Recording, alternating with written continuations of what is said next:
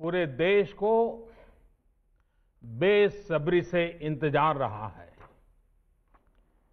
कितने महीनों से देश के हर घर में बच्चे, बूढ़े, जवान सभी की जुबान पर यही सवाल था कि कोरोना की वैक्सीन कब आएगी।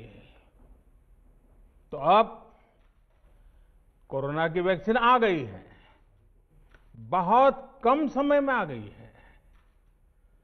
अब से कुछ ही मिनट बाद भारत में दुनिया का सबसे बड़ा टीकाकरण अभियान शुरू होने जा रहा है।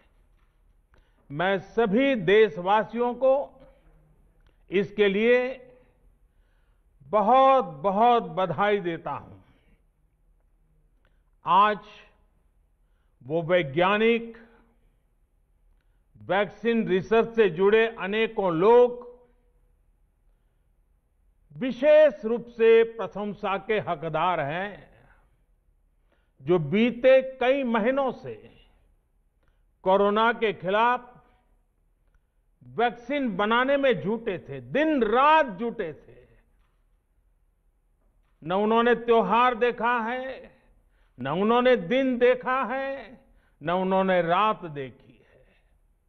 आमतौर पर एक वैक्सीन बनाने में बरसों लग जाते हैं, लेकिन इतने कम समय में एक नहीं, दो मेड इन इंडिया वैक्सीन तैयार हुई है। इतना ही नहीं, कई और वैक्सीन पर भी काम तेज गति से चल रहा है। ये भारत के सामर्थ्य, भारत की वैज्ञानिक दक्षता, भारत के टैलेंट का जीता जागता सबूत है। ऐसी ही उपलब्धियों के लिए राष्ट्रकवि रामधारी सिंह दिनकर जी ने कहा था, मानव जब जोर लगाता है, पत्थर पानी बन जाता है। भाइयों और बहनों, भारत का टीकाकरण अभियान बहुत ही मानवीय और महत्वपूर्ण सिद्धांतों पर आधारित है।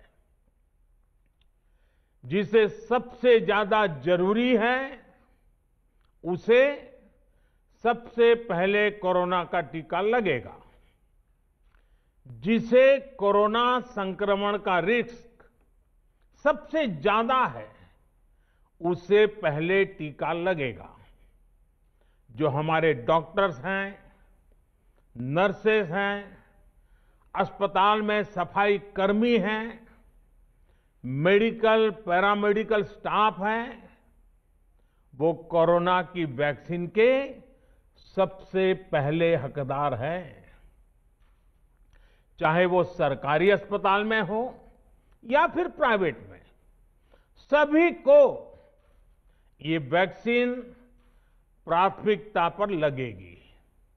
इसके बाद उन लोगों को टीका लगाया जाएगा जिन पर जरूरी सेवाओं और देश की रक्षा या कानून व्यवस्था की जिम्मेदारी है।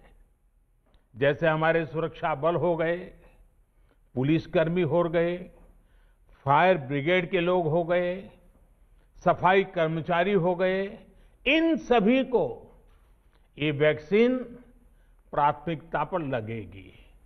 और मैंने जैसा पहले भी कहा है, इनकी संख्या करीब करीब 3 करोड़ होती है। इन सभी के वैक्सीनेशन का खर्च भारत सरकार द्वारा उठाया जाएगा। साथियों, इस टीकाकरण अभियान की पुख्ता तैयारियों के लिए राज्य सरकारों के सहयोग से